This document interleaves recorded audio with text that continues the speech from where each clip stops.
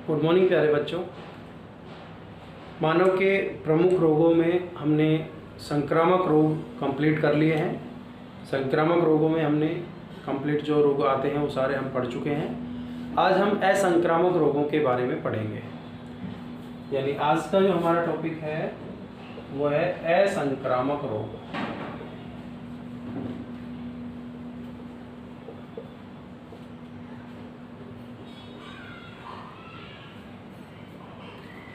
असंक्रामक रोगों में हमने पहले भी पढ़ा है कि ऐसे रोग जो एक व्यक्ति से दूसरे व्यक्ति में स्थानांतरित नहीं होते हैं, यानी व्यक्ति विशेष तक ही सीमित रहते हैं, उन्हें असंक्रामक रोग कहते हैं। इसमें जो रोग जैसे एक व्यक्ति से दूसरे व्यक्ति में रोग जो है वो संचारित नहीं होते हैं, और इसमें हम जो रोगों के बारे में पढ़ेंगे जैसे कैंसर, एलर्जी,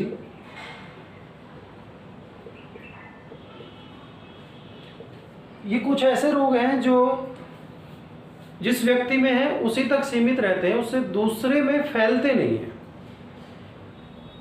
और ये जो रोग हैं उनको उत्पन्न होने के पीछे जो कारण है वो हमारी पोषण संबंधी या कुछ आदतें, ये इनका कारण है। जैसे हम देखें कि खान पान से, खाने पीने से हमारी जो आदतें हैं उन आदतों से इस तरह के रोग उत्पन्न हो जाते हैं, यानी शरीर की अनियमितता से होने वाले रोग हैं। तो इसमें अपन आज कैंसर के बारे में पढ़ेंगे। कैंसर जो कि एक बहुत ही भयंकर और मृत्युकारक रोग है। माना जाता है कि कैंसर की जो स्टेजेस होती हैं, अगर फर्स्ट स्टेज में उसका पता लग जाता है कैंसर का तो उसको हम फिर भी बचा सकते हैं, लेकिन सेकंड स्टेज के बाद यानी थर्ड स्टेज में तो ट्रीटमेंट अपन दे ही नहीं सकते। तो यहाँ पर अपन देखें कि इसको क्या होता है कैंसर, क्या उसका पता कैसे लगे, क्या उसका ट्रीटमेंट कर सकते हैं, क्या क्या उनके प्रकार होते हैं, इस तरह की कुछ बातें आज हम डिस्कस करेंगे। तो हमारा जो टॉपिक आज हम पढ़ने वाले हैं वो है कैंसर। कैंसर को अर्बुद भी बोलते हैं या कर्क रोग।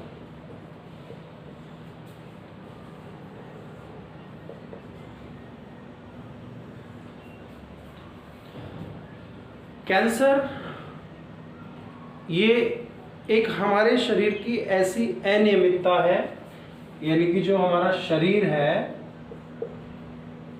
उस शरीर की एक ऐसी अनियमितता या फिर अपन कहें एक ऐसा डिसऑर्डर है ये। यानी यहां पर ये चीज क्लियर कर ले हम कि हमारे शरीर का ही एक डिसऑर्डर है, एक अनियमितता है जिसमें हमारा शरीर जो नियमित रूप से जिस तरह से काम करना चाहिए उस तरह से काम ना करते हुए कुछ अनियमित हो जाता है। जैसे अपन देखें कि शरीर की सभी कोशिकाएं शरीर के नियंत्रण में हैं, तभी तो कोशिकाएं विभाजन करने के बाद एक निश्चित समय के बाद विभाजन या तो बंद कर देती है या फिर विभाजन एक नियत दर से होने लगता है। फॉर एग्जाम्पल अगर देखें अपन कि हमारे शरीर की जो आकृति है वो इस बात को इंगित करती है कि शरीर एक पूर्ण बनावट प्राप्त करने के बाद उसमें विभाजन लगभग स्थिर हो जाता है। जैसे चाहे हमारे हाथों की लंबाई है, चाहे चेहरे में नाक की लंबाई है या फिर चेहरे की आकृति है, तो इसका मतलब ये हुआ कि शरीर जैसे अब बचपन में ये आकृतियाँ छोटे आकार की होती हैं, लेकिन जैसे जैसे शरीर बढ़ता है ये आकृतियाँ बढ़ती हैं, क्योंकि इनमें मौजूद कोशिकाएं लगातार विभाजन करके अपनी संख्या बढ़ाती हैं। तभी तो जो मानव है उसका विकास एक कोशिका से हुआ है, उस कोशिका को हम बोलते हैं युग्मनज।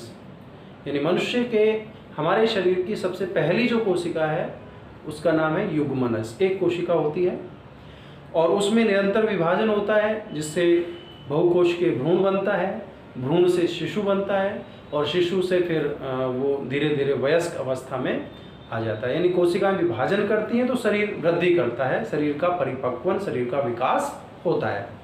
लेकिन ये सब नियंत्रित अवस्था में चल रहा है। कोशिकाएं नियंत्रित हैं, एक निश्चित समय के पश्चात विभाजन बंद कर देती है।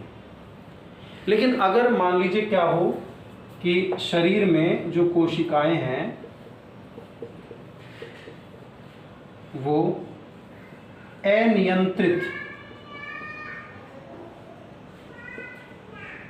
रूप से विभाजित होकर, यानी अनियंत्रित विभाजन करती हैं, तो उससे उस स्थान पर एक गांठ या ट्यूमर बन जाती है। शरीर की कोशिकाएं अनियंत्रित विभाजन करती हैं, यानी नियंत्रित नहीं है, लगातार विभाजन करती जा रही है, बंद नहीं कर रही विभाजन, तो इससे गांठ या ट्यूमर बन जाती है और इसी को हम बाद में कैंसर कह देते हैं। यानी कि जो शरीर है उसकी कोई कोशिका है, ये लगातार विभाजन करती हुई अनियंत्रित विभाजन करती जाती है और इससे कोशिका जो थी इससे एक गांठ बन जाती है और उस गांठ को क्या बोल देते हैं, कैंसर बोल देते हैं। तो यहाँ पर एक चीज़ समझ में आ गई होगी कि कैंसर जो है वो एक शरीर की अनियमितता है जिसमें शरीर की कोशिकाएं अनियंत्रित रूप से विभाजित होती हैं और विभाजन करके उस स्थान पर एक गांठ या ट्यूमर बना लेती है या अर्बुद बना लेती है और इसी को हम कैंसर कहते हैं। क्लियर हो गया? वो कैंसर क्या है? शरीर का एक डिसऑर्डर है।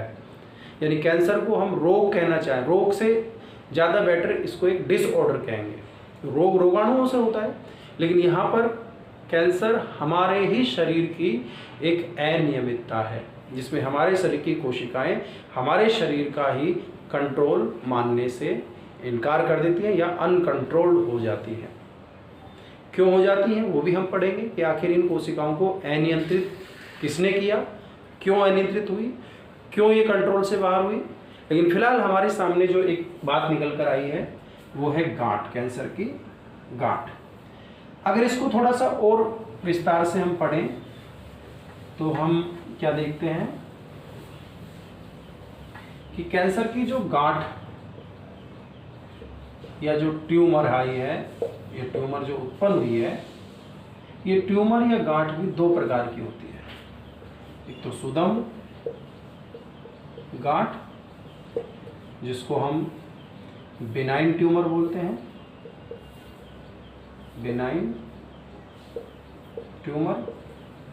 एक होती है दुर्दम गांठ, यानी मैलिग्नेंट ट्यूमर। तो ट्यूमर यानी कैंसर की गांठ कितने प्रकार की हो गई? दो प्रकार की, सुदम गांठ और दुर्दम गांठ। देखिए गांठ शरीर में बनना, इस बात से भी हमको भयभीत नहीं होना चाहिए। कहीं भी गांठ अगर बन जाती है तो कैंसर की ही गांठ होगी, जरूरी नहीं है। कोशिकाएं कुछ समय के लिए अनियंत्रित हुई लेकिन वापस से उनने अगर विभाजन बंद कर दिया, यानी अगर शरीर में कोई गांठ है और उसकी कोशिकाएं विभाजन की क्षमता खो चुकी हैं, उनमें विभाजन आगे नहीं हो रहा है, तो वो कैंसर की गांठ नहीं है, वो एक सामान्य गांठ है, उससे घबराने की आवश्यकता नहीं है। तो हम बात करें, गांठ दो प्रकार की होती है। अगर मान लीजिए शरीर में कहीं गांठ बनी और वो एक निश्चित स्थान तक सीमित है, यानी कि निश्चित स्थान पर सीमित है, यानी कि एक स्थान से दूसरे स्थान पर नहीं फैल रही है। एक स्थान पर सीमित है, एक स्थान से दूसरे स्थान पर नहीं फैल रही है, तो इस तरह की गांठ सुदम गांठ कहलाती है। ये ज़्यादा हानिकारक नहीं होती है, इन्हें ऑपरेशन से निकलवा सकते हैं, और अगर इनमें विभाजन की क्षमता नहीं है तो ये इनको ऑपरेशन से निकलवाने की आवश्यकता भी नहीं है। ठीक है।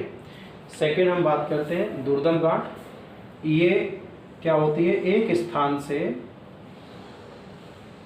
दूसरे स्थान पर फैलती है, यानी कि एक निश्चित स्थान पर सीमित नहीं रहती हैं, एक स्थान से दूसरे स्थान पर, यानी इसकी कोशिकाएं एक स्थान से दूसरे स्थान पर फैलकर दूसरी गांठें बना लेती हैं। जैसे यहाँ पर एक गांठ थी, यहाँ से कोशिकाएं निकली, यहाँ गांठ बना ली, फिर यहाँ गांठ बना ली, यानी ये प्राथमिक जो ट्यूमर है इससे ये बन गई द्वितीयक ट्यूमर। दोबारा देखेंगे, अगर गांठ शरीर के एक निश्चित भाग तक सीमित है, दूसरे भागों में नहीं फैल रही है, तो इसको अपन बोलेंगे सुदम गांठ, ये ज़्यादा हानिकारक नहीं होती है। अगर गांठ एक स्थान पर सीमित नहीं है, इससे कोशिकाएं निकलकर दूसरे भागों में फैलकर द्वितीयक ट्यूमर बना रही हैं, तो इस तरह की गांठ कहलाएगी दुर्दम गांठ। ये बहुत ज़्यादा खतरनाक या हानिकारक होती हैं, और जब ये दूसरे स्थानों पर फैलकर द्वितीयक गांठें बना लेती हैं तो इस स्थिति को कहा जाता है मेटास्टेसिस। ध्यान से सुनेंगे, ये गांठ जो बनी, ऐसी गांठ जो शरीर के दूसरे भागों में फैल सकती है, एक भाग तक सीमित नहीं रहती है, उसको हम दुर्दम गांठ कह रहे हैं। लेकिन जब इससे कोशिकाएं निकलकर शरीर के विभिन्न भागों में फैलकर द्वितीयक गांठें बना लेती हैं तो उस स्थिति को मेटास्टेसिस कहते हैं, और इसका कोई इलाज नहीं है। इसमें हम कहें तो मृत्यु निश्चित है, क्योंकि पूरे शरीर में गांठें फैल चुकी हैं। तो इस तरह से ये जो कैंसर की गांठ दो प्रकार की होती है, एक ही जगह पर सीमित रहे तो सुदम गांठ, दूसरे भागों में फैले तो दुर्दम गांठ, और पूरे भाग शरीर में फैल जाना, फैलकर द्वितीयक गांठें बना लेना, इस स्थिति को कहते हैं मेटास्टेसिस। तो ये कैंसर की गांठें दो प्रकार की होती हैं। कैंसर का अध्ययन कहलाता है ऑन्कोलॉजी। कैंसर के अध्ययन को क्या बोलते हैं? ऑन्कोलॉजी, कैंसर विज्ञान या ऑन्कोलॉजी कहते हैं। और ये जो कैंसर है, इसको प्रेरित करने वाले जीन भी शरीर में पाए जाते हैं, उनको बोलते हैं ऑन्कोजीन, या फिर अपन कहें कैंसर को प्रेरित करने वाले कारक कहलाते हैं ऑन्कोजन। ठीक है, तो इस तरह से कैंसर के बारे में जो शुरुआती चीज़ें हैं वो आपको समझ में आ गई होगी। अभी इसमें हम आगे बहुत कुछ पढ़ने वाले हैं। ये जो भी आपको समझाया गया है इसको अच्छी तरह से समझकर और आगे जो इसमें पढ़ेंगे उसकी रूपरेखा तैयार कीजिए। घर में रहिए, सुरक्षित रहिए।